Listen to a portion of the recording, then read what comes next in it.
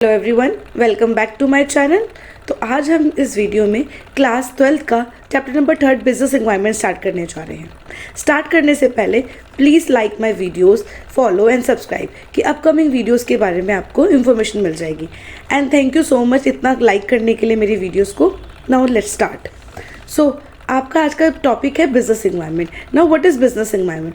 Business environment मतलब होता है अगर जो आपका बिजनेस होता है उसके आसपास जो भी एनवायरनमेंट है जिसकी वजह से आपके बिजनेस में इफेक्ट पड़ रहा है, चाहे वो डायरेक्टली इफेक्ट पड़े या इनडायरेक्टली इफेक्ट पड़े, ठीक है, उसको कहते हैं बिजनेस एनवायरनमेंट। जैसे उस एनवायरनमेंट में आपका इकोनॉमिक एनवायरनमेंट भी होगा। इकोनॉमिक में कोई भी चेंज होने से अगर आपके बिजनेस में इफेक्ट पड़ रहा है, अगर कोई भी रूल्स एंड रेगुलेशन से आपके बिजनेस में कोई भी इफेक्ट पड़ रहा है, ठीक है, अगर कोई भी पॉलिटिकल, कोई भी गवर्नमेंट के रूल्स एंड रेगुलेशन से आपके बिजनेस में इफेक्ट पड़ रहा है, तो ये सारे जो फोर्सेस है जिसके वजह से आपके बिजनेस में इफेक्ट पड़ रहा है, ये सब क्या है? बिजनेस एनवायरनमेंट है।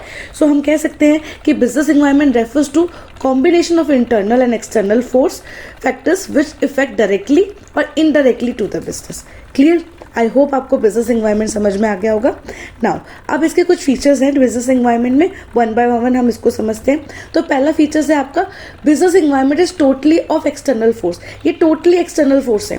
जो एक्सटर्नल फोर्स की वजह से अगर आपके बिजनेस में इफेक्ट पड़ता है, ठीक है, is the sum of all the force and factors external to the business. जैसे ये आपका इंटरनल फोर्स है, ये आपका बिजनेस है। अब जैसे एक्सटर्नली अगर टेक्नोलॉजिकल चेंज होगा तो आपके बिजनेस में इफेक्ट पड़ेगा, ग्लोबल में कोई चेंज होगा तो आपके बिजनेस में इफेक्ट पड़ेगा, कॉम्पिटिटिव में कोई चेंज होगा आपके बिजनेस में इफेक्ट पड़ेगा। सब बिजनेस के अंदर की बात नहीं है, बिजनेस के आसपास का इन्वायरमेंट। तो आसपास का इन्वायरमेंट सारा एक्सटर्नल है। अगर इनमें कुछ भी चेंजेस होता है डायरेक्टली या इनडायरेक्टली आपके बिजनेस में इफेक्ट पड़ता है, तो business is a totally external force, right? Okay, अब सेकंड फीचर्स आता है आपका स्पेसिफिक एंड जनरल फोर्स। तो स्पेसिफिक फोर्स होता है कोई भी चीज फैक्टर जो डायरेक्टली इन्फ्लुएंस करता है बिजनेस को, वो होता है स्पेसिफिक फोर्स। जैसे इन्वेस्टर्स, कॉम्पिटिटर्स, अगर इनमें कोई भी चेंजेस आएगा, इसके वजह से कुछ भी चेंजेस आ रहा है तो ये डायरेक्टली आपके बिजनेस पे इफेक्ट पड़ेगा, ठीक है, आपकी डे टू डे एक्टिविटी में इफेक्ट पड़ेगा।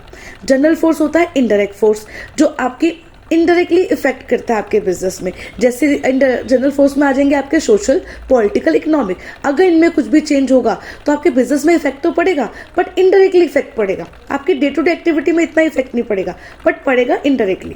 क्लियर? नेक्स्ट फीचर, जैसे फॉर एग्जाम्पल आप डायग्राम से समझ सकते हैं, बिजनेस है तो इंटरनल फोर्स को भी हम स्पेसिफिक एनवायरनमेंट बोलते हैं। जैसे customer, supplier, competitors, employ, government, creditor, owners and investor, ये सारे आपके स्पेसिफिक एनवायरनमेंट में आते हैं। इनमें कुछ भी चेंजेस होता है, कुछ भी फैक्टर्स आएगा, ये डायरेक्टली आपके बिजनेस में इफेक्ट करेगा। जनरल एनवायरनमेंट होगा टोटली एक्सटर्नल फोर्स। जैसे सोशल फोर्स, पॉलिटिकल में कोई चेंज आया, टेक्नोलॉजिकल में कोई चेंज आया, इकोनॉमिक में कोई चेंज आया, इंटरनेशनल और ग्लोबल में कोई चेंज आया, इससे डायरेक्टली आपके बिजनेस में इफेक्ट पड़ेगा, राइट? नेक्स्ट आता है आपके पास इंटररिलेटेडनेस। मीन्स इसका मतलब है कि बिजनेस एनवायरनमेंट में जितने भी एलिमेंट्स हैं, जितने भी पार्ट्स हैं, वो आपस में इंटररिलेटेड है, ठीक है। कैसे? अगर किसी भी एक चीज़ की डिमांड इंक्रीज होती है, for example increase awareness of health care, अगर अवेयरनेस, हेल्थ केयर का अवेयरनेस इंक्रीज होता है, डेफिनेटली पीपल क्या डिमांड करेंगे? वो healthy oil free food demand करेंगे, हेल्दी लाइफस्टाइल डिमांड करेंगे। इट मीन्स अगर एक भी डिमांड इंक्रीज होती है तो उससे रिलेटेड जो भी आपके प्रोडक्ट होते हैं उसकी डिमांड भी इंक्रीज हो जाती है। तो बिजनेस एनवायरनमेंट इंटररिलेटेड है। नेक्स्ट फीचर आता है आपका डायनेमिक। बिजनेस एनवायरनमेंट डायनेमिक है। Why dynamic? Because it keeps on changing with the change in technology. कभी कस्टमर का प्रेफरेंस चेंज हो जाता है, डिमांड शिफ्ट हो जाती है। तो बिजनेस एनवायरनमेंट डायनेमिक है, ये चेंज होती रहती है, रिजिड नहीं है, ठीक है। और क्यों रिजिड नहीं है? क्योंकि टेक्नोलॉजी एक जगह फिक्स हो रही ना, हर 6 महीने बाद टेक्नोलॉजी चेंज हो रही है, कस्टमर का प्रेफरेंस भी टाइम के साथ चेंज हो रहा है, तो बिजनेस एनवायरनमेंट डायनेमिक हो गया। नाउ नेक्स्ट आता है आपका फीचर अनसर्टेनिटी। अनसर्टेनिटी का मतलब होता है कि बिजनेस एनवायरनमेंट एकदम लार्जली अनसर्टेन है। It is difficult to predict the future happening. आप फ्यूचर हैपनिंग को प्रिडिक्ट नहीं कर सकते हैं, ठीक है, क्योंकि एनवायरनमेंट फ्रिक्वेंटली चेंज हो रहा है और सबसे ज़्यादा तो in the field of technology और फैशन इंडस्ट्री में चेंज हो रहा है। कस्टमर का ट्रेंड चेंज हो रहा है, फैशन ट्रेंड चेंज हो रहा है, वो उनका प्रेफरेंस चेंज हो रहा है, टेक्नोलॉजी चेंज हो रही है। तो आप ये अनसर्टेन है, आप इसको पहले प्रिडिक्ट करके नहीं रख सकते हो। नाउ नेक्स्ट आता है कॉम्प्लेक्सिटी। अब आपने इतना पढ़ लिया है, इतने फीचर्स पढ़ लिए हैं, आपने इतना तो समझ में आ गया कि बिजनेस इन्वायरमेंट एक कॉम्प्लेक्स फेनोमिना है, इसको ईजिली समझना बहुत मुश्किल है, डिफ़िकल्ट टू अंडरस्टैंड है, क्योंकि ये इतना, इसमें इंटर रिलेटेड भी है, डायनेमिक फोर्स भी है, इसको डिफ़िकल्ट है अंडरस्टैंड करना, तो पूरा बिजनेस इन्वायरमेंट कॉम्प्लेक्स है, राइट। नेक्स्ट आता है फीचर्स आपका रिलेटिविटी। रिलेटिविटी का मतलब होता है अगर किसी कंट्री के हिसाब से डिमांड चेंज हो रही है, रीजन के हिसाब से डिमांड चेंज हो रही है, फर्म टू फर्म के हिसाब से इफेक्ट पड़ रहा है, तो बिजनेस इन्वायरमेंट को हम रिलेटिव कहते हैं। फॉर एग्जांपल साड़ी की डिमांड यूएस में ज़्यादा नहीं होगी as compare to India, because India के हिसाब से साड़ी की डिमांड यहाँ ज़्यादा है, यूएस में डिमांड नहीं होगी, because country to country environment change हो गया। तो बिजनेस इन्वायरमेंट आपका रिलेटिव भी है, ठीक है। नाउ तो आपका फीचर्स खत्म हो गया। अब नाउ नेक्स्ट टॉपिक आता है आपका इंपॉर्टेंस ऑफ बिजनेस इन्वायरमेंट। अब बिजनेस इन्वायरमेंट बिजनेस के लिए क्यों इंपॉर्टेंट है, अब वन बाय वन समझेंगे। इसलिए इंपॉर्टेंट है क्योंकि अगर आपने प्रॉपर बिजनेस इन्वायरमेंट को स्कैन किया तो आने वाले जो भी अपॉर्चुनिटी है आप उसको ग्रैब कर सकते हैं, आने वाले जो भी वार्निंग सिग्नल थ्रेट्स हैं आप उसको टैकल कर सकते हैं, ठीक है। तो वन बाय वन हम पढ़ेंगे importance. Now the first important is identify opportunity to get the first mover advantage. Business environment आपको प्रोवाइड करता है various opportunity for business success. अगर आप पहले से बिजनेस इन्वायरमेंट को स्कैन करेंगे, ठीक है, आप आइडेंटिफाई कर सकते हैं कि कौन सी अपॉर्चुनिटी आने वाली है, उसको ग्रैब कर सकते हो और फर्स्ट एडवांटेज ले सकते हैं और अपना कॉम्पिटिटर्स को के बेनिफिट को एक्सप्लॉइट कर सकते हैं, ठीक है। सेकंड आता है identify the threats and early warning signal. Environmental awareness can help, जो भी आप इन्वायरमेंट कर रहे हैं वो awareness can help the manager of an organization to identify the various threat. अगर प्रॉपरली स्कैन करेंगे बिजनेस इन्वायरमेंट, जो भी थ्रेड्स आने वाले हैं, जो भी रिस्क है आप टाइम पे आपको पता चल जाएगा, उस पर वर्क करेंगे, पहले से आपको वार्निंग सिग्नल भी मिल जाएगा, उस पर काम करेंगे और अपने कॉम्पिटिटर्स को बीट कर सकते हैं, ठीक है। जैसे for example Bajaj auto made a considerable improvement, उन्होंने टू व्हीलर पे इंप्रूवमेंट किया when the other country enter the auto industry. जब ऑटो इंडस्ट्री में और कंपनीज आ रही थी तो उसने कॉम्पिटिटर्स को बीट करने के लिए अपने टू व्हीलर्स को और इम्प्रूव करने की कोशिश करी, ठीक है।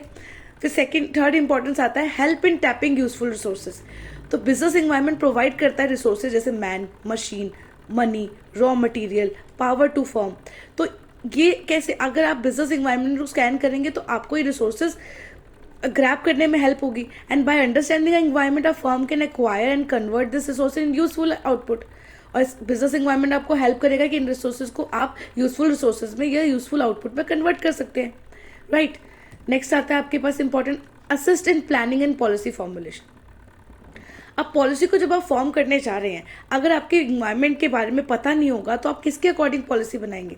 तो बिजनेस इन्वायरमेंट आपको हेल्प करता है इफेक्टिव प्लानिंग और पॉलिसी को फॉर्म करने में, ठीक है, क्योंकि आपको पता चल जाता है कि क्या अपॉर्चुनिटी आने वाली है, क्या थ्रेट्स आने वाले हैं, उसके अकॉर्डिंग आप प्लान करते हैं, ठीक है। Next importance help in improving performance.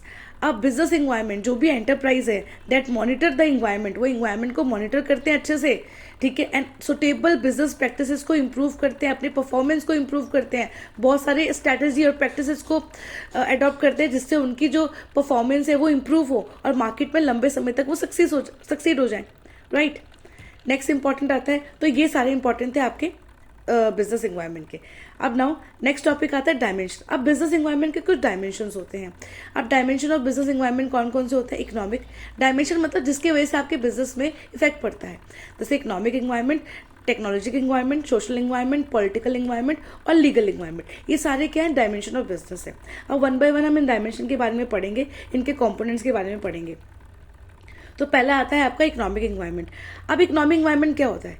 Economic environment जब आपका कोई भी इकोनॉमिक से रिलेटेड फैक्टर्स के वजह से आपके बिजनेस में इंपैक्ट पड़ रहा है तो डेट इज इकोनॉमिक इन्वायरमेंट। अब इकोनॉमिक इन्वायरमेंट में कौन कौन से फैक्टर्स आते हैं। इंटरेस्ट रेट इंक्रीज हो गया, इन्फ्लेशन हो गया, डिस्पोजल इनकम हो गया, मॉनिटरी पॉलिसी हो गया, स्टॉक मार्केट इंडेक्स हो गया।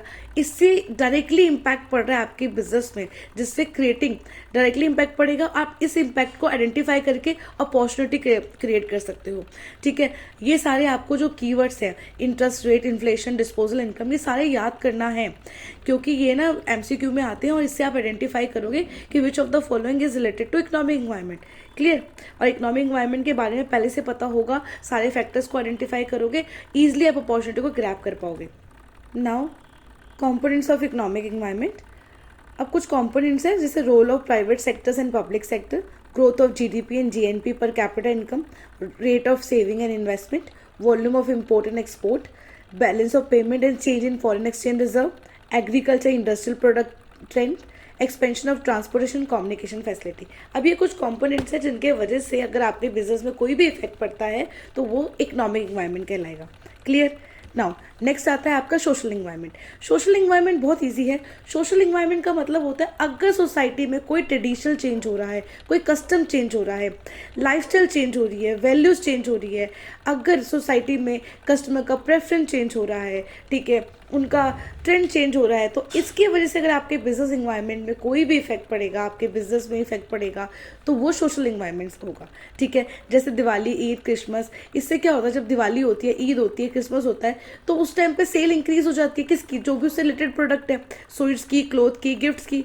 तो इट मीन्स सोसाइटी के कस्टम ट्रेडिशन की वजह से आपका डिमांड इंक्रीज हो रहा है, आपका प्रोडक्ट की डिमांड हो रही है, आपके बिजनेस में इफेक्ट पड़ रहा है, तो that comes under social environment. Next आता है, ये कुछ कॉम्पोनेंट्स है आपका इन्वायरमेंट, सोशल इन्वायरमेंट का।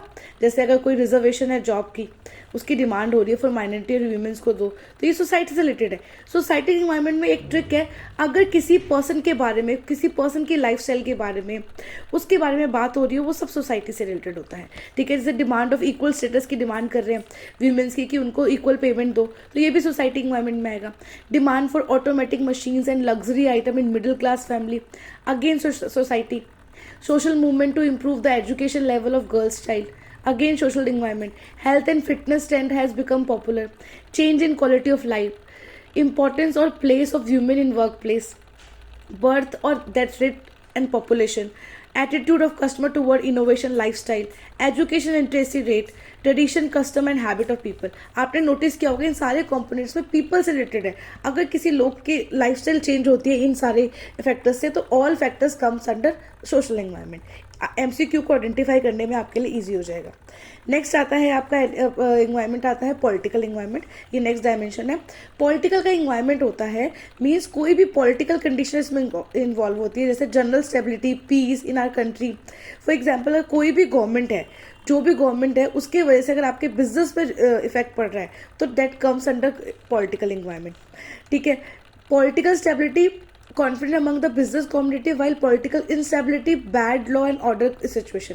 मीन्स अगर फॉर एग्जाम्पल कोई गवर्नमेंट है, उसने कोई रूल निकाल दिया है, जैसे दिल्ली में विमेंस के लिए डीटीसी बस फ्री थी, टिकट फ्री थी। ठीक है, तो इट मीन्स सिर्फ दिल्ली में था ना, तो वो आ जाएगा आपका पॉलिटिकल इन्वायरमेंट में, क्योंकि वो पूरे इंडिया में नहीं था, दिल्ली की गवर्नमेंट ने उसको फ्री किया था। ठीक है, तो वो आ गया आपका पॉलिटिकल इन्वायरमेंट में। गवर्नमेंट का एटीट्यूड क्या है, उसकी वजह से अगर आपके बिजनेस में इफेक्ट आ रहा है। लॉ एंड ऑर्डर सिचुएशन क्या आ रहा है, पीसफुल कंडीशन, ये सारे कॉम्पोनेंट्स हैं आपके पॉलिटिकल इन्वायरमेंट के। अब कुछ कंपोनेंट्स पढ़ लेते हैं। जैसे स्वच्छ भारत अभियान बीजेपी गवर्नमेंट ने स्टार्ट किया था। अब एक पर्टिकुलर गवर्नमेंट ने स्टार्ट किया, पूरे इंडिया पे लागू नहीं, एक पर्टिकुलर गवर्नमेंट ने स्टार्ट किया, that comes under political government. ठीक है, political environment. Skill India movement started by BJP, ये सारे कंपोनेंट्स हैं। पॉलिटिकल स्टेबिलिटी इंकरेज कर रहे हैं, business enterprise to invest long term project, ये भी पॉलिटिकल इन्वायरमेंट में आएगा। Present political system and profile of political leader, constitution of the country, government interference in the business, foreign policy, value and ideology, our country, हमारी country का relation कैसा है foreign country में, ये भी पॉलिटिकल इन्वायरमेंट में आएगा। लीगल में नहीं आएगा, डोंट कंफ्यूज विद पॉलिटिकल, को लीगल के साथ कंफ्यूज नहीं करना। Attitude of customer, educational literacy rate, ये सारा का सारा आपका किस में आ जाएगा, आपका ये पॉलिटिकल इन्वायरमेंट में आ जाएगा। Now the next dimension is technological environment.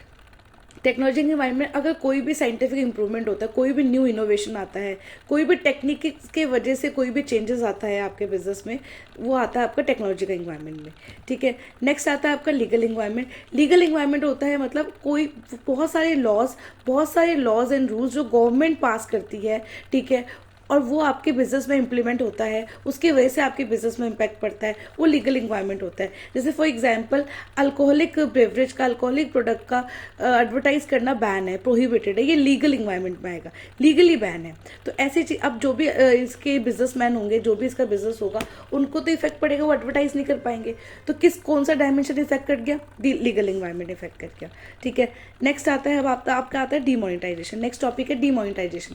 अब डीमोनेटाइजेशन क्या है, डीमोनेटाइजेशन जो था आपका ये 8 नवंबर 2016 को गवर्नमेंट ने 500 और 1000 के नोट को डिमोनेटाइज कर दिया था। लीगल टेंडर लगा दिया था स्टेटस पे कि अब ये जो है कि अब ये आगे से अब लीगली ये अवेलेबल नहीं है, लीगली ये अब नहीं चलेंगे 500 और 1000 के नोट। ऐसा क्यों किया था? क्रबिंग करप्शन को कम करने के लिए किया था, कि ब्लैक मनी को टैकल करने के लिए किया था, और जो इलीगल एक्टिविटीज़ हो रही थी उसको स्टॉप करने के लिए किया था। ठीक है, कुछ फीचर्स हैं आपके डिमोनेटाइजेशन के। जैसे फर्स्ट फीचर आता है टैक्स एडमिनिस्ट्रेशन मेजर, मतलब black money needed to be declared and tax penalty was impose. ठीक है, इसलिए आप फर्स्ट फीचर क्या है कि डिमोनेटाइजेशन आया था कि ब्लैक मनी को आइडेंटिफाई कर पाए। ठीक है, गवर्नमेंट ने क्या बोला था कि जो भी है गवर्नमेंट जो टैक्स नहीं पे करते हैं टाइम पे उसको बख्शा नहीं जाएगा, यू हैव टू पे टैक्स ऑन टाइम। ठीक है, और पब्लिक डिपॉजिट जो था, कैश सेविंग इनटू बैंक, जो भी पब्लिक डिपॉजिट था लोगों का, इसके वजह से क्या हुआ, सारे कैश बैंक में आ गए। ठीक है, और डिजिटल, इस डिमोनेटाइजेशन की वजह से डिजिटल पेमेंट को प्रमोट किया गया। ठीक है, लेस कैश इकोनॉमी को प्रमोट किया गया और इंकरेज किया गया कि आप ज़्यादा से ज़्यादा डिजिटल ट्रांजेक्शन करो। क्लियर? तो ये थे features of demonetization. I hope ये चैप्टर आपको समझ में आया होगा। ठीक है, तो please follow my channel, subscribe my channel. Next video आपको बहुत जल्द मिलेगी। Okay, bye.